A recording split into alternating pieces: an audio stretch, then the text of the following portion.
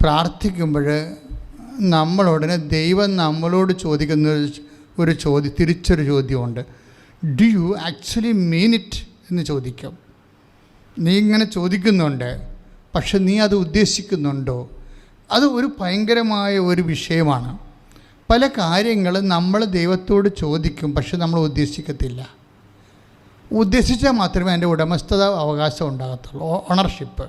ആ പ്രാർത്ഥനയുടെ മേലെ സീൽ വേണം ശരിക്കും.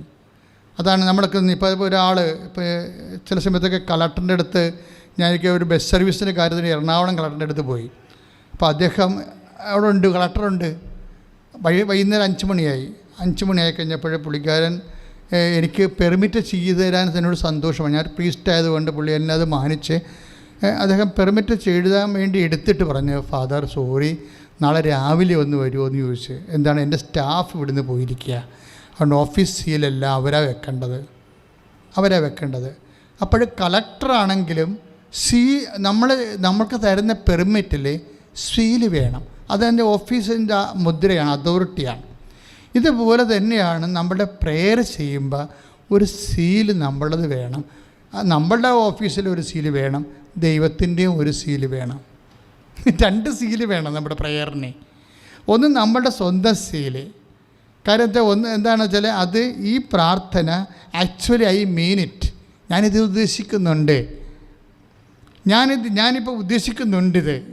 പല ആൾക്കാരും കൊള്ളട്ടെ എന്നുള്ള രീതിയിൽ ഹൈപ്പോത്തീസിസ് അംബിഗ്വസ് ആയിട്ട് പോകും. പ്രെയറിന് വരുന്ന ഒരു പ്രശ്നം അതാണ്. അതായത് ഒരു ഹൈപ്പോത്തറ്റിക്കൽ കിട്ടിയാൽ കൊള്ളാം, കിട്ടണമെന്ന് അത്ര നിർബന്ധമൊന്നും കിട്ടില്ല, ഇപ്പോൾ എന്നാ ചെയ്യാനാണ്, തൂങ്ങിച്ചാകാൻ പറ്റുക, ഇങ്ങനെയാണ് ആൾക്കാർ പ്രാർത്ഥിക്കുന്നത്. കിട്ടിയില്ല ഇപ്പോൾ എന്നാ ചെയ്യാനാണ്, തൂങ്ങിച്ചാകാൻ പറ്റുമോ മനുഷ്യന് എന്നതിന് ഒക്കട്ടെ. ഇതുപോലെയുള്ള ഈ അഴകുഴമ്പം പ്രാർത്ഥനകളാണ് പണി മേടിക്കുന്നത്. അപ്പോൾ പ്രെയർ ചെയ്യുമ്പോൾ ദൈവത്തിൻ്റെ അടുത്ത് മുമ്പ് ഒരു സാധനം വെക്കുമ്പോൾ നമ്മൾ പറയണത് എന്താണെന്ന് പറഞ്ഞാൽ നമുക്ക് കൃത്യത ഉണ്ടാകണം. കൃത്യത ഇല്ല എന്നുണ്ടെങ്കിൽ അത് വളരെ പ്രത്യേകിച്ച് ഹയർ നമ്മൾ ഈ ഓഫീസൊക്കെ ചെല്ലുമ്പോൾ ഹയർ അതോറിറ്റിയോടൊക്കെ സംസാരിക്കുമ്പോൾ നമുക്ക് ഇങ്ങനെ വലിച്ചു വാരി വയ്യാവേരി സംസാരിക്കാൻ പറ്റത്തില്ല. കറക്റ്റ് കാര്യങ്ങളാണ്.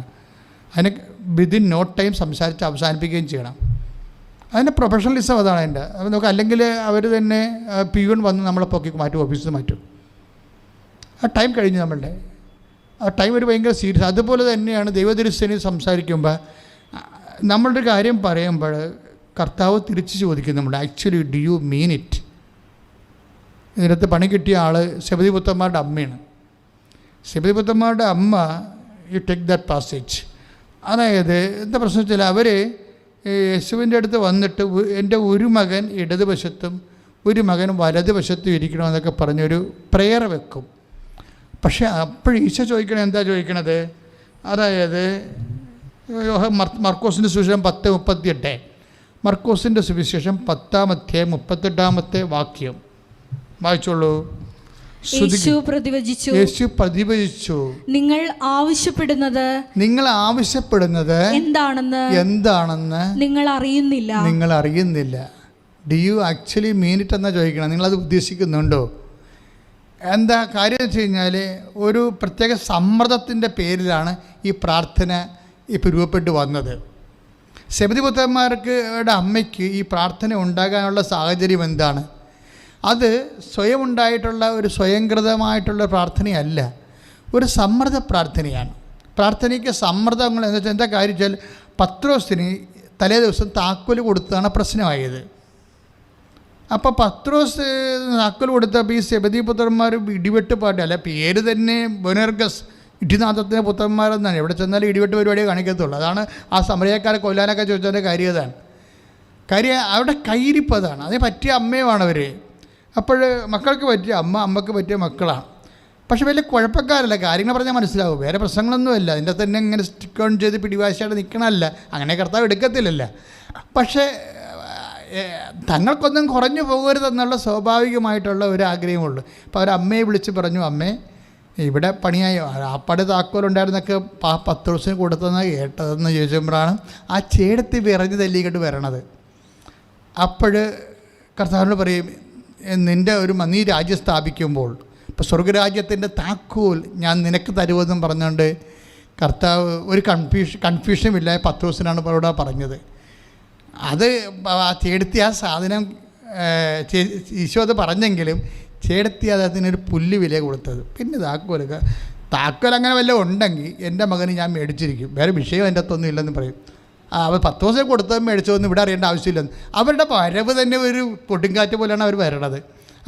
അവർ പറഞ്ഞ് താക്കോൽ ഒരെണ്ണം ഉണ്ടായത് കൊടുത്തു പോയെന്ന്, അതൊന്നും ഇവിടെ അറിയേണ്ട ആവശ്യമില്ലെന്ന് പറയും. ഇവിടെ താക്കോൽ ഒരെണ്ണം അവിടെ അങ്ങനെ വല്ല പരിപാടി ഇവിടെ ഉണ്ടെങ്കിൽ അതിലെൻ്റെ മകനും ഒരെണ്ണം കിട്ടണം. ഒന്ന് കിട്ടിയാൽ പറയും, അങ്ങനെ എനിക്ക് 2 മക്കളാണ് ഉള്ളത്, അവനെയും കൊടുക്കണം ഒരെണ്ണമെന്നും. അപ്പോൾ ഇവർ എടുത്ത് പാവപ്പെട്ടവൾ ഒരു സിമ്പിൾ ലേഡിയാണ് അവർ സിമ്പിൾ ലേഡിയാണ്.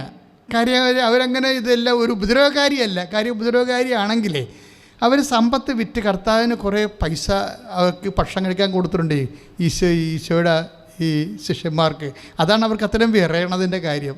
സലോമി എന്ന ഇവരുടെ പേര്. സലോമി അങ്ങനെ വരണത് വെറുതെ വന്നതല്ല. സലോമിക്ക് ഇവിടെ കുറച്ച് ക്ലെയിംസൊക്കെ ഉണ്ട്. കുടുംബ വസ്തുവൊക്കെ വിറ്റ സമയത്തെ അതിൻ്റെ ഓഹരി കൊണ്ടുവന്ന് ഇവിടെ കൊടുത്തിട്ടുണ്ട്. മക്കളിവിടെ നിൽക്കണ കാരണം അവർ കർത്താവിൻ്റെ ആ ഒരു സമൂഹത്തിന് വേണ്ടി പൈസ യൂദാസിനെടുത്താണ് ഇരിക്കണത്, അത് വേറെ വിഷയം. പക്ഷേ ഇതെല്ലാം കൊടുക്കാനുള്ളത് സലോമി കൊടുത്തതാണ്. പക്ഷേ ഇപ്പം കിട്ടാനുള്ള കാര്യം വന്നപ്പോൾ തെങ്ങും ചാരിയുന്നവൻ മണ്ണുങ്ങളായിരുന്നവൻ പെണ്ണും കൊണ്ടുപോയെന്ന് പറഞ്ഞ പോലെ 10 വർഷം സംഭവം കൊണ്ടുപോയി. ഇതാണ് ചേടത്തിക്ക് വിറഞ്ഞത്. ചേടത്തി നേരെ വന്നിട്ട് പറയും, എൻ്റെ ഒരു മകൻ ഇവിടെ ഇന്നലെ ആണ്ടൊക്കെ പറയുന്നുണ്ടായിരുന്നു, അതൊന്നും എനിക്ക് കേൾക്കേണ്ട ആവശ്യമില്ല, രാജ്യം സ്ഥാപിച്ചെന്ന് താക്കോൽ കൊടുത്തെന്നൊക്കെ പറയാം, അതൊന്നും ഇവിടെ കേൾക്കേണ്ട കാര്യമില്ല. അങ്ങനെ വല്ലതും ഉണ്ടെങ്കിൽ എൻ്റെ മകൻ ഒരാൾ വലതുവശത്തും ഒരാൾ ഇടതുവശത്തും ഇരിക്കാൻ കൽപ്പിക്കണം. അപ്പോൾ എന്താണെന്നുള്ളതൊരു പിടി കിട്ടിയിട്ടില്ല. ഇത് എന്താണ് ഇവിടെ സംഭവിച്ചതെന്ന് അതാണ് ഈശോ ചോദിക്കുന്നത്. നീ എന്താണ് ചോദിക്കണതെന്ന് നിനക്ക് തന്നെ അറിയാവോ? അതാണ് എന്താണ് 10-ാം അധ്യായം 38-ാം വാക്യം. അവിടെ പ്രോബ്ലം വെച്ച് കഴിഞ്ഞാൽ ചേടത്തിക്ക് അറിയത്തില്ല എന്താണ് ചോദിക്കണമെന്ന്. ഇത് വലിയൊരു വിഷയമാണ്. നമ്മൾ ദൈവദർശനെ പല കാര്യങ്ങൾ ചോദിക്കും, പക്ഷേ ചില കാര്യങ്ങൾ ചോദിക്കുന്ന കാര്യം ശരിക്കും നമ്മളത് ഓൺ ചെയ്യുന്നുണ്ടോ എന്നറിയത്തില്ല. ഉടമസ്ഥത, പ്രാർത്ഥനയുടെ ഉടമസ്ഥത ഓൺ ചെയ്യുന്നുണ്ടോ? ഇപ്പം നിങ്ങൾ 2 വീട്ടിൽ ഒരു മകനുണ്ടെന്ന് വിചാരിച്ചു, വേറെ ആരുമില്ല, അപ്പനും അമ്മയും ഉണ്ട്, അവിടെ വീട്ടിൽ താമസിക്കണം. അപ്പോൾ നിങ്ങൾ ചോദിക്കണത് എന്താണ്? എല്ലാവരും 2-3 നില വീടൊക്കെ നോക്കണം, വെറുതെ വെക്കണേ വീടൊക്കെ. 3 നിലയെന്ന് പറയണത് 2 നില തുടങ്ങിയിട്ട് എൻജിനീയർമാരത് 3 നിലയാക്കി കൊടുക്കും അവർക്ക്. അത് കുഴപ്പമില്ല. ഒരു 10-50 ചാക്ക് സിമെൻറ്റും ഒരു 500 കിലോ കമ്പി ഉറയ്ക്കുക, തീരാനുള്ള പ്രശ്നമേ ഉള്ളൂ. എവിടെ? അങ്ങനെയാണ് അവർ പറയണത്. നമുക്കിത് 3 നിലയൊക്കെ എന്താ കുഴപ്പമിരിക്കണം? 10-50 ചാക്ക് സിമെൻറ്റും ഒരു 500 കിലോ കമ്പി ഉണ്ടെങ്കിൽ ഈ സംഭവം കുറച്ച് പണിക്കൂലി ഉണ്ടെങ്കിൽ പണി തീരുമെന്ന് പറയും. പക്ഷേ എന്തിനാ പറയണത്? 2 നില കഴിഞ്ഞാൽ ബാക്കി സാധനം ആണ് ഇത്. അപ്പം അത് 3 നിലയാക്കി കൊടുക്കും. പുള്ളിയെ സംബന്ധിച്ചിടത്തോളം വേറെ എവിടെയെങ്കിലും വീട് വെക്കാൻ ചെല്ലുമ്പോൾ നിങ്ങളുടെ ഫയൽ ചോദിക്കുമ്പോൾ പറയും, ഞാൻ വെച്ചതാണ് അവിടെ കാണുന്ന ആ ജംഗ്ഷനിലുള്ള വീട്, ആ 3 നില വീട്. അപ്പോൾ 3 നില വീടെന്ന് പുള്ളിയുടെ ബയോഡേറ്റ കൂട്ടാൻ വേണ്ടി നമ്മൾ ദുർവിനിയോഗിക്കുകയാണ്. എഞ്ചിനീയർമാർ പലയിടത്തും അങ്ങനെ ചെയ്യണത്. അത് അങ്ങേരുടെ ഫോറോളിയോ, അതായത് അങ്ങേരുടെ റെസ്യൂം വർദ്ധിപ്പിക്കാൻ വേണ്ടി നമ്മളെ ബാങ്കുകാരുടെ കൊണ്ടുപോയി നമ്മളെ ചേടിച്ചിട്ട് ഈ തേനീച്ചക്കുള്ള പരിപാടിയൊക്കെ കാണിക്കും. അതായത് ആറ്റക്കിളിക്കൊരു പരിപാടിയുണ്ട്. ഈ മിന്നാമിനിങ്ങ കയറി പിടിക്കും. മിന്നാമിനിങ്ങനെ കയറി പിടിച്ചിട്ട് കൂട്ടിക്കൊണ്ടുവന്നിട്ട് ആദ്യമേ ആറ്റിപ്പോയി കൊക്കിൽ ചെള്ള എടുക്കും. ചെളി എടുത്തിട്ട് ഈ ആറ്റക്കൂടിനകത്ത് ചെള്ള ഒട്ടിച്ച് വെക്കും. ഇത് മിന്നാമിനിങ്ങനെ പിടിച്ചിട്ട് രാത്രി മിന്നാമിനിങ്ങിൻ്റെ തല കൊണ്ടുവന്ന് ചിലയിടത്ത് കുത്തി വെക്കും. അപ്പോൾ മിന്നാമിനിങ്ങനെ പുറകെ ഇരുന്നുകൊണ്ട് തെളിഞ്ഞുകൊണ്ടിരിക്കും വീട്ടിൽ. ഈ പരിപാടി പല ആൾക്കാരും കാണിക്കും. അവരവർക്ക് വെളിച്ചം കാണാൻ വേണ്ടി അവരുപയോഗിക്കും. ഇതുകൊണ്ട് തന്നെയാണ് ഈ പ്രൊട്ടക്ഷൻ വേണമെന്ന് പറഞ്ഞതിൻ്റെ കാരണം. എന്താ പ്രശ്നം വെച്ച് കഴിഞ്ഞാൽ, നിങ്ങളൊരു മകനേ ഉള്ളവിടെ അല്ലെങ്കിൽ താമസിക്കാനുള്ളത്. അപ്പോഴേ ഇത് 3 നില വെച്ച് കഴിയുമ്പോൾ നിങ്ങൾക്കൊരു ഭയങ്കരമായ ഒരു പകിട്ട് തോന്നും. 3 നിലയാണ് തലയൊക്കെ എടുത്ത് നിൽക്കുക. പക്ഷേ പഞ്ചായത്തുകാർ പറയും, ഉടനെ പഞ്ചായത്തുകാർ പറയും, പിന്നെ പഴയ കാര്യമല്ല, ഇപ്പം പുതിയ ബഡ്ജറ്റൊക്കെ വന്നിട്ടുണ്ട്, നമ്മുടെ പഞ്ചായത്തല്ല കോർപ്പറേഷനാണ് അല്ലെ മുനിസിപ്പാലിറ്റി ആണെന്നൊക്കെ പറയുമ്പോഴാണ് നമ്മുടെ കിഡ്നി അടിച്ചുകൊണ്ട് പഞ്ചായത്തുകാർ പോകും. എന്താ സംഭവം? നമ്മളൊക്കെ കോർപ്പറേഷനല്ല, അടിപൊളി സൂപ്പർ പരിപാടിയല്ലേ എന്ന് വെച്ചാൽ, ഈ മുനിസിപ്പാലിറ്റി കോർപ്പറേഷനായി കഴിയുമ്പോൾ ടാക്സ് അതിൻ്റെ ഇരട്ടി കൂടി 3 നിലക്കുള്ള, അതായത് ഇവിടെയെങ്കിലും ചെന്ന് അവസാനിക്കത്തില്ല. ഇത് ഇങ്ങനെ അക്കിടികൾ മനുഷ്യനെ പറ്റിക്കൊണ്ടേയിരിക്കും. കാര്യം മനുഷ്യന് വാനിറ്റി ഉണ്ട്. വാനിറ്റി, അതായത് ഞാൻ അത്ര കുറഞ്ഞ പുള്ളിയല്ലെന്ന് നാട്ടുകാരെ ബോധിപ്പിക്കാൻ വേണ്ടിയുള്ള ശ്രമം. ഈ സാധനത്തിനാണ് ലോകാരൂപി എന്ന് പറയുന്നത്. ലോകാരൂപി. അപ്പോൾ എന്നാ പറ്റണമെന്ന് വെച്ച് കഴിഞ്ഞാൽ ഇങ്ങനെ ഒരു കണ്ടൻറ്റ് നമ്മളത്ര കുറഞ്ഞ പുള്ളിയല്ല, 3 നിലയെങ്കിൽ 3 നില പോരട്ടെ എന്നൊക്കെ പറഞ്ഞുകൊണ്ട് നമ്മളിങ്ങനെ അതൊക്കെ മൗനസമ്മതം കൊടുക്കുമ്പോൾ ഇതിൻ്റെ വരുന്നൊരു വിഷയം പഞ്ചായത്ത് മുനിസിപ്പാലിറ്റി കോർപ്പറേഷനായി കഴിയുമ്പോൾ സ്വാഭാവികമായിട്ടും നിനക്ക് നമ്മുടെ അവയവം വിറ്റാലും പോലും കാശ് തീരാത്ത രീതിയിലുള്ള ടാക്സ് വരും. കാര്യം അതിൻ്റെ എന്ത് സംഭവമാണ് ഉപയോഗിച്ചിരിക്കുന്നത്, ടൈൽസാണോ ഉപയോഗിച്ചിരിക്കുന്നത്, അത് ഗ്രാനൈറ്റാണോ ഉപയോഗിച്ചിരിക്കുന്നത് എന്നൊക്കെ അനുസരിച്ച് ടാക്സ് അതനുസരിച്ച് സ്ലാബ് വരണത് എന്ത്. അപ്പം കാശ് മിച്ചമുള്ള ആൾക്കാരൊക്കെയാണ് ഇങ്ങനെയുള്ള കുറേ പരിപാടിയൊക്കെ ചെയ്ത് വെക്കണത്. കുറേ കാശ് മിച്ചമുള്ള ആൾക്കാർ, അത് അവർക്ക് അല്ലെങ്കിൽ ടാക്സ് പ്രോബ്ലമൊക്കെ ഉള്ളവർ, അവർ ഇൻവെസ്റ്റ്മെൻറ്റ് ചെയ്യണം, അവർ വീട് തന്നെ വെക്കും. അപ്പോൾ ബിസിനസ്സുകാരൊക്കെ ചെയ്യും. ബിസിനസ്സുകാരൊക്കെ ചെയ്യുന്നതിൽ തെറ്റില്ല. കാര്യം അവർ വേറെ രീതി ബിസിനസ് ചെയ്യണമെങ്കിൽ തന്നെ ഇതുപോലെ എന്തെങ്കിലുമൊക്കെ ഉള്ള ഒരു ഗിമിക്ക് കാണിക്കാതെ ബിസിനസ് പൈസ കയ്യിലുണ്ടെന്നൊന്നും അറിയത്തില്ല.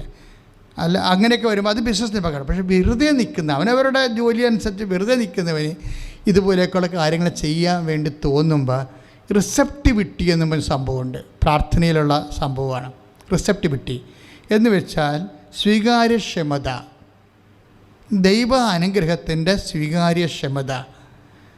ദൈവ അനുഗ്രഹം, ദൈവം നമ്മൾ അനുഗ്രഹിക്കാൻ ആഗ്രഹിച്ചാലും നമുക്ക് സ്വീകരിക്കാനുള്ള പാത്രം നമ്മുടെ കയ്യിലുണ്ടാകത്തില്ല. അതാണ് റിസെപ്റ്റിവിറ്റി എന്ന് പറയുന്നത്. അതുകൊണ്ട് ഈശോ എന്താ പറഞ്ഞു വെച്ച് കഴിഞ്ഞാൽ 14:17 യോഹന്നാൻ്റെ സുവിശേഷം 14:17 ഈ സത്യാത്മാവിനെ സ്വീകരിക്കാൻ ലോകത്തിന് സാധിക്കുകയില്ല. മനസ്സിലായില്ലേ? എന്ന് വെച്ചാൽ ദൈവാനുഗ്രഹം പ്രാപിക്കാൻ ഈ ലോകാരൂപിയാൽ നയിക്കപ്പെടുന്നവർക്ക്. ഇപ്പോൾ ഈ 3 നില വീടിൻ്റെ വല്ല കാര്യമുണ്ടോ? പക്ഷേ ഞാൻ അത്ര കുറഞ്ഞ പുള്ളിയല്ലെന്ന് നാട്ടുകാരെ ബോധിപ്പിക്കാൻ വേണ്ടി ഈ നാട്ടിൽ വേറെ ആരും ഇതുപോലെ ഈഫൽ ഗോപുരം വെക്കരുത്. അങ്ങനെ പല ഐഡിയയാണ് പുള്ളിയുടെ മനസ്സിലിരിക്കുന്നത്. ഇനി ഇവിടെ ആരെല്ലാം വിളിച്ച് കാനഡയിൽ അമേരിക്കയിൽ എവിടെ പോയാലും ശരി 3 നില വീട് ഈ നാട്ടിൽ വെക്കരുത്. ഞാൻ തന്നെ വേളുകൃഷ്ണൻകുട്ടിയുടെ കഥാപാത്രം സ്ഥലത്തെ പ്രധാന ദിവ്യൻ, അങ്ങനെയൊക്കെ ഉള്ളതാണ്. ഇതാണ് ഈ ആത്മാവെന്ന് പറയുന്നത്. ഈ ആത്മാവ് ലോകത്തിൻ്റെ ആത്മാവാണ്. അതുകൊണ്ടാണ് ഈശോ പറയണത് ഈ ആത്മാവിനെ സ്വീകരിക്കാൻ ആത്മാവിനെ സ്വീകരിക്കുവാൻ ലോകത്തിന് പറ്റത്തില്ല. അപ്പം നിങ്ങൾ മറ്റേ ആ ചേടത്തിയോട് ചോദിച്ചത് എന്താണ്? നിങ്ങൾക്കറിയത്തില്ല നിങ്ങൾ എന്താണ് ചോദിക്കണതെന്ന്. ദാറ്റ് മീൻസ് പ്രാർത്ഥനയുടെ ഉടമസ്ഥാവകാശം അവരെടുക്കണില്ല, അവർക്കില്ല.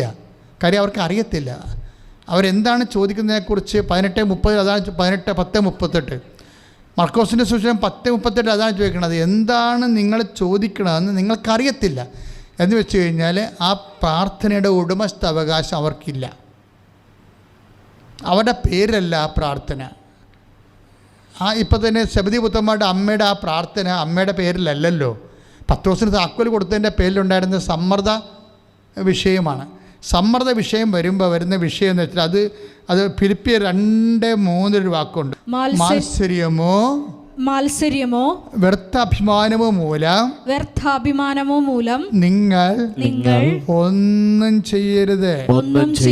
വീട് വെക്കണ കാര്യം മാത്രമല്ല, കല്യാണമുണ്ട്, അതിൻ്റെ അകത്ത് ജോലിയുണ്ട്, പഠനമുണ്ട്, യാത്രയുണ്ട്, വീടുണ്ട്, സ്കൂൾ, അത് നമ്മുടെ വസ്ത്രമുണ്ട്, ചെരിപ്പുണ്ട്, എല്ലാം. പള്ളിയിലൊക്കെ വന്ന ആൾക്കാർ എന്താ നോക്കണത്? പുതിയ ബ്രാൻഡ് ഏതാണെന്നല്ല നോക്കണത്, ചെരുപ്പേരൊക്കെ നോക്കണത്. ചെറിയരിപ്പ് കാണാനുമില്ല. പുറത്തോട്ടിറങ്ങുമ്പോഴേ നമ്മൾ ചെരുപ്പ് കാണത്തില്ല. എല്ലാ പള്ളിയിലും ഉണ്ടോയെന്ന് അറിയത്തില്ല. എൻ്റെ പള്ളിയിലൊക്കെ ഉണ്ടായിരുന്നു, ഞാൻ ഇരുന്ന പള്ളിയിലൊക്കെ. അതാണ് ചില അച്ഛന്മാരൊക്കെ പ്രസംഗിക്കത്തില്ലേ, ആത്മരക്ഷയ്ക്ക് വന്നപ്പോൾ പാദരക്ഷയും കൊണ്ട് അടിച്ചുകൊണ്ട് പോയെന്ന്. അങ്ങനെയൊക്കെ ഒരു സംഭവം. കാര്യം ആൾക്കാർ നല്ലത് നോക്കി എടുക്കുകയാണ്. ഇത്രയേ ഉള്ളേ ഈ ആൾക്കാരുടെയൊക്കെ ഒരു അവസ്ഥ. റിസെപ്റ്റിവിറ്റി അത്രയേ ഉള്ളൂ. പള്ളി കവാടത്ത് വരുമ്പോൾ തന്നെ ഒരു മെച്ചമായ സാധനം കാണുകയാണെങ്കിൽ ആ സാധനം പിന്നെ കാണത്തില്ല. നമ്മൾ എല്ലാവരും ഒന്നല്ല, 1-2 പേരൊക്കെ ആ ടൈപ്പൊക്കെ എല്ലായിടത്തും ഉണ്ടാവും. എന്താ ഒരു പ്രോബ്ലം എന്ന് പറഞ്ഞു കഴിഞ്ഞാൽ ഈ റിസെപ്റ്റിവിറ്റി ഒരു പ്രശ്നമാണ്. അതായത് ഒന്ന് പ്രാർത്ഥനയുടെ ഉടമസ്ഥത.